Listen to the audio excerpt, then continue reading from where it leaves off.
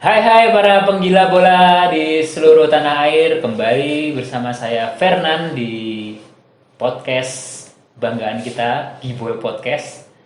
Kali ini yang akan kita bahas adalah tentang sebuah klub sepak bola Italia yang saat ini sedang tampil moncer di Liga Italia, yaitu Internazionale atau yang biasa akrab di telinga masyarakat Indonesia sebagai Inter Milan.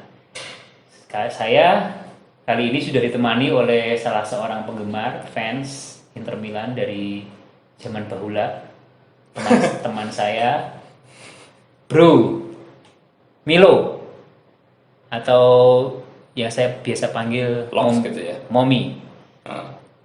Bro Milo, seorang Milok fans aja. Milox, Bro Milox. Apa kabar Bro Milox? Sehat? Sehat. Sip. Bro, kalau bicara tentang Inter nih, kamu nih sudah suka Inter nih sejak kapan dan bagaimana ceritanya kok bisa suka sama Inter? Pertama itu kan tahun 96 ya. Ronaldo itu udah mulai nanjak ya.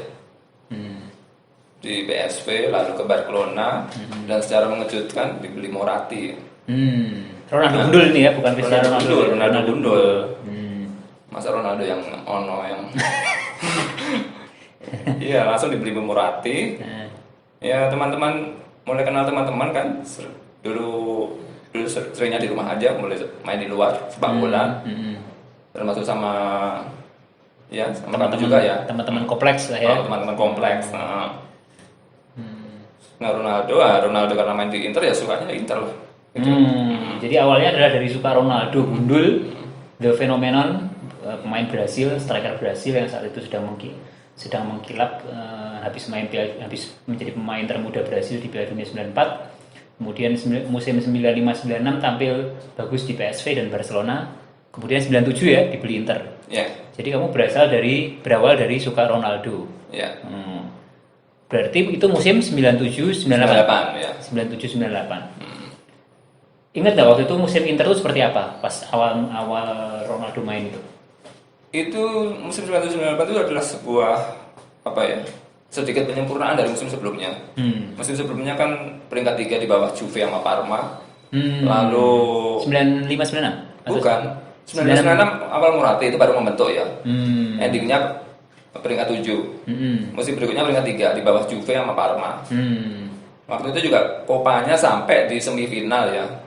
Coppa Italia sampai semifinal. Kalau nggak salah semifinal satunya lagi Parma dan yang juara itu Vicenza setelah ngalahin Napoli. Apesnya di Piala UEFA sampai final. Waktu itu masih home and away ya. Sayangnya waktu partai keduanya di tempat kita malah kalah adu penalti. Nyesek banget. Dan Piala UEFA sampai final ya? Iya, sampai final. Nah, kalah dari skala di penalti ya? Iya. Berarti musim itu tanpa gelar ya, Inter ya? Tanpa gelar tapi sudah ada basic-basicnya yang bagus. Base-base-nya untuk semakin kuat dia sebenarnya ya di take over Moratti 95-96 itu cepet lah untuk jadi sebuah klub besar. Gitu ya. Dan itu ditandai dengan pembelian seorang mega bintang Luis Nazario da Lima atau Ronaldo. Ya setelah itu ya Moratti butuh pemain yang berkarakter dan berpengaruh ya beli Ronaldo lah. Dan itu awalnya sempat menjanjikan ya karena sempat meraih Piala UEFA kalau nggak salah ya. Iya meraih Piala UEFA tapi ya sebenarnya awal-awal bagus. Tapi sempat turun peringkat 3. Ya beruntung bisa naik peringkat 2 ya. Ya cukup lumayan lah musim itu. Ada 1 gelar untuk pengubat Pelipur Lara. Ya semakin menunjukkan Inter semakin ya diakui kembali, memupuk kembali masa-masa suramnya di masa lalu menjadi tim besar. Jadi meraih Piala UEFA di musim pertamanya, tapi kemudian di Serie A sendiri nyaris atau nyaris juara, atau waktu itu sempat disalib oleh Juventus yang melalui sebuah pertandingan kontroversial ya. Musim itu ya. Itu bagaimana perasaannya sebagai fans Nerazzurri? Itu sangat sedih ya. Itu pertandingan pertama Inter yang aku tonton. Sangat kecewa ya. Partai Inter lawan Juve itu adalah pertandingan pertama yang kamu tonton? Iya, partai pertama Inter. Ditayangin ya waktu itu ya? Itu tayangin di RCTI waktu jam 8 malam itu. Minggu malam ya. Waktu itu Kalau nggak salah Ronaldo sempat dijatuhin di kotak penalti tapi tidak penalti. Ya. Tapi ketika Del Piero dijatuhin penalti buat Juve. Itu sampai sekarang kayaknya masih menjadi apa namanya? Itu menjadi momok dendamnya semakin kuat lah. Dendam antara dua tim ini ya. Iya. Semakin kuat. Makanya sekarang kalau misalnya Juve juara pasti dipastikan mendukung Inter nggak bakal suka. Sebaliknya juga sama, kalau Inter yang juara Juve juga mendukung Juve nggak bakal suka. Ya biasa lah. Timnya juga gitu. Tapi apa sih yang membuat kamu sampai sejauh ini tuh udah peristiwa 9796 berarti hampir 20 tahun lebih ya yang lalu ya. Apa yang membuat kamu sampai sekarang setia dengan Inter itu? Karena menyukai klub sepak bola itu harus selalu ada emosi. Kalau kita sudah mendapat emosi, gairah, tidak bisa melupakan pahit buruknya, ya otomatis kita setiap musim akan mengingat sepak bola, dan bila juara atau di atas kita suka, bila terpuruk kita ikut sedih gitu loh. Gitu. Itu selalu otomatis. Karena sepak bola itu adalah ya hiburan merakyat yang tidak perlu aneh-aneh, kan sederhana aja sepak bola itu. Jadi berawal dari karena Ronaldo, kemudian setelah Ronaldo pergi pun tetap mencintai Inter ya apa adanya ya. Walaupun iya, sudah mengakar kuat lah ya. Sudah mengakar kuat. Walaupun Inter juga cukup jatuh bangun ya ketika Ronaldo pergi, Vieri pergi, Zanetti pergi, Christian Vieri pergi, Zanetti, legenda-legenda yang ada di Inter itu pergi. Iya. Tetap aja mencintai Inter ya. Kalau menurut kamu musimnya Inter yang paling buruk itu musim tahun berapa sih? Yang kira-kira Inter tuh sangat susah untuk dijagokan atau dicintai begitu oleh pendukungnya sendiri. Susah itu dalam arti bagaimana ya? Ya maksudnya performa Inter itu sangat buruk sekali gitu. Saking buruknya seorang fans Inter pun akan sulit untuk mencintai Inter karena emang saking buruknya, baik dari sisi pemainnya, dari pelatihnya, dari manajemennya gitu. Kalau sepanjang saya suka itu yang musim 98, 99 dan 2016, 2017. 98, 99 berarti ketika Milan juara ya? Ya, ketika Baggio udah datang. Dan Baggio ekspektasinya udah semakin tinggi, dan padahal itu benih-benih lainnya RCT Magnifico waktu itu. Padahal musim itu Inter cukup banyak beli pemain ya, Andrea Pirlo, Sebastian Frey. Kalau dilihat dari pembelian pemain itu hanya Baggio yang sesuai ya. Tapi ya masih euforianya itu cukup besar, tapi ternyata penampilannya tidak sesuai dengan. Karena sebenarnya itu kan melihat dari 1998 ya. Itu kan basic intinya udah kuat ya. Mereka kan cuma butuh mungkin peremajaan dan butuh seorang yang bisa mengatrol mental tim seperti itulah. Basicnya udah bagus itu. Belakang ada Bergomi sama West, tengah ada Simeon, Zanetti, Moreira, Simeon kan juga tajam juga kan ya. Depan ya udah nggak perlu dipertanyakan lagi. Ada Ronaldo. super sub Recopa-nya juga bagus itu sebenarnya. Sama tadi kamu sebut musim 98 dan 99 sama musim 2016 2017. Berarti itu strikernya Icardi waktu itu ya? Iya, pelatih Milan sekarang waktu itu. Stefano Pioli. Ya. Iya. Kenapa kalau bisa dibilang buruk gitu? Ya, simpel lah. Di luar 5 besar. Di luar 5 besar. Di luar 5 besar dikangkangi oleh rival sekota. Padahal era-era setelah Calciopoli atau ya setelah treble itu kan kebanggaannya kan ya Scudetto susah, tapi ya masih lumayan kan di atas Milan terus. Di atas Milan. Selalu di atas Milan. Oke. Jadi emang kebanggaannya Inter tuh selain bisa juara juga karena bisa berada di atas rival sekotanya, yaitu AC Milan gitu. Tapi nggak peduli berapa peringkatnya, tapi yang penting di atas Milan gitu. Oke, kalau musim paling membanggakan jelas treble, kalau saya tebak. Treble untuk kebanggaan untuk semua orang. 2010 kan Inter Milan mendapatkan gelar treble, Champions, Serie A dan Coppa Italia. Itu musim membanggakan sebagai fans Inter nggak? Aku justru sampai sekarang tuh masih terkejut, tidak percaya. Aku justru ya seperti sebuah musim yang fantastis, tapi ada satu musim lagi yang aku suka itu 2006-2007. 2006-2007 itu ori pertama semenjak dari Interisti ya. Karena 2005-2006 Inter dapat Scudetto, tapi itu pemberian dari asosiasi dari liga ya. Ya nggak usah dibahas.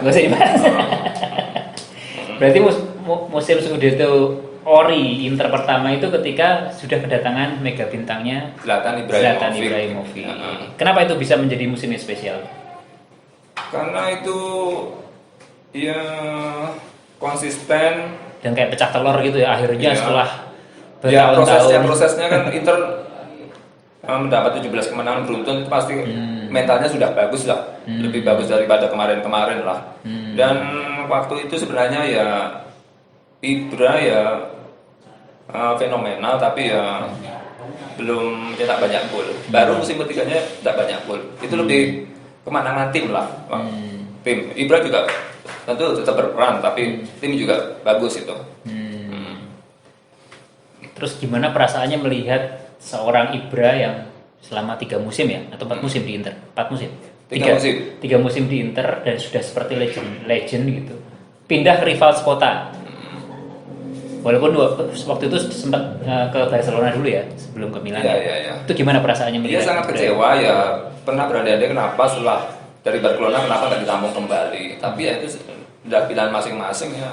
Setiap orang punya prinsip ya, tetap kita kan tidak bisa memakai Ibra sampai akhir dunia kan ya. Kita harus regenerasi pemain. Pasti ada pemain yang lebih hebat dari Ibra ya. Kan yang terpenting itu adalah kekompakan tim. Tapi melihat Ibra sekarang yang tampil ciamik walaupun di usia 39 tahun bersama rival sekotanya, itu bagaimana perasaan seorang Interisti yang Ya karena tim sedang bagus, trennya sedang bagus ya kami tidak perlu khawatir. Relax saja, tenang saja. terus melihat musim ini nih, Ya.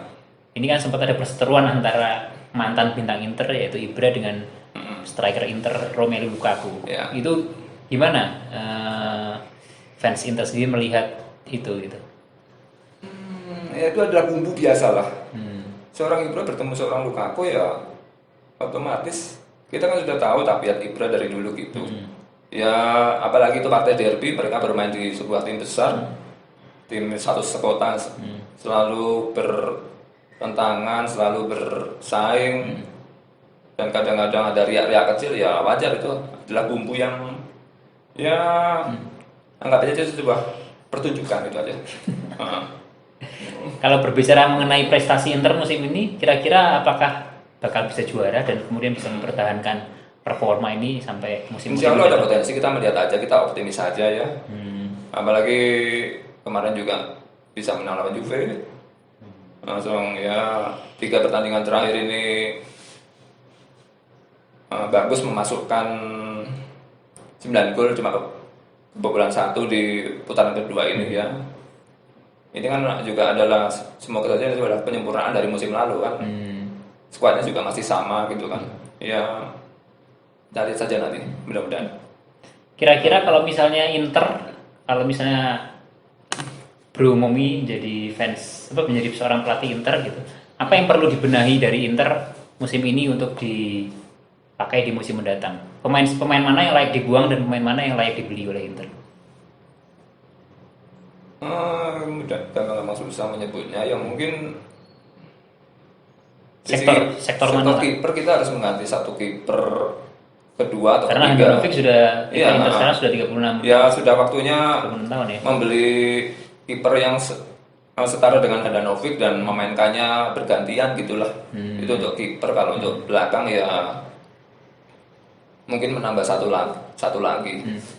Untuk kiper ini digadang-gadang kok kiper Udinese ya, Juan Musso Ya. sebagai pendamping Handanovic. Menurut pendapatnya Interesti gimana? Juan Musso ini kira-kira bisa kira-kira merupakan kiper yang ideal nggak? Apakah bisa Inter mendapatkan kiper seperti Julio Cesar yang tampil brilian beberapa musim yang lalu? Ya kalau kita melihat Cesar dulu awalnya dia diragukan ya. Ya, Dia betul. digunakan di Evo itu nggak bermain sama sekali. Ya. Masuk ke Inter balik lagi 2025-2026 sempat bikin ngejengkel Toldo. Tapi akhirnya saya juga sempat kenapa Toldo diganti. Tapi akhirnya 4 musim berikutnya dia menunjukkan memang dia kiper yang dicari-cari selama ini dan sedikit saling melengkapi dengan Toldo lah. Iya. Ya. dan terbukti dia menjadi bagian dari kejayaan Inter waktu itu. Ya. Sampai puncaknya di musim di mana Inter mendapatkan gelar treble di musim 2010. Ya. Ya. Tadi ngomong sektor belakang juga kurang ya. Padahal di sini sekarang kan kita membicarakan masalah sektor belakang Inter itu adalah diisi oleh pemain muda seperti Bastoni dan kemudian dua pemain yang cukup bagus yaitu Stefan De Vrij dan Milan Skriniar. Kira-kira butuh pelapis ya atau butuh? Tentu butuh pelapis, ganti. tapi ya kalau melihat usia dari Three Musketeers di belakang itu ya masih bisa 3 atau 4 tahun lagi. Mungkin tambah 1-2 orang lagi untuk melapis. Tetap butuh pelapis, apalagi musim depan kita harus mengejar mimpi di Eropa dan juga Copa Italia jangan sampai terus lagi seperti musim ini. Gitu. Minimal berprestasi jauh lah. Dan mencoba meraih Scudetto gitu. Berarti untuk sektor gelandang dan serangan sudah cukup mumpuni ya musim ini ya. Gelandang perlu tambah lagi karena gelandang itu juga perlu regenerasi. Seperti kita lihat Vidal, Perisic, ya mereka ya mungkin cuma 1 atau 2 musim lagi ya mungkin butuh yang baru lagi. Kalau melihat Barella, Brozovic itu juga ya masih 2-3 tahun lagi, masih agak lama ya. Terutama justru lini depan butuh pelapis yang sepadan. Belum lagi gonjang ganjing Romelu Lukaku dan Lautaro Martinez di taksir klub lain kan. Butuh 1 atau 2 lagi. Gitu. Iya, apalagi di cadangan hanya ada Andrea Pinamonti ya yang dan Alexis Sanchez yang sudah melewati masa puncaknya ya. Ya. Iya. Kalau menurut kamu sebagai fans Inter ini siapa sih pemain yang di luar dugaan musim ini bisa tampil bagus gitu buat dan menjadi kunci di tim Inter musim ini? Musim ini ya. Sebenarnya musim ini sedikit copy paste aja dari musim kemarin. Mungkin Bastoni sekarang ya dijadikan inti sejak awal kan. Bastoni itu sering dibilang sebagai the new Maldini walaupun klubnya bukan Milan ya tapi the new Maldini sebutannya Bastoni. Main masih muda ya, 21 atau 20 tahun nih? Mau 22 mungkin tahun ini. Ya, dan sudah menjadi pilar ya, baik di Inter juga di timnas Italia gitu ya. Terus saya mau tanya satu lagi nih soal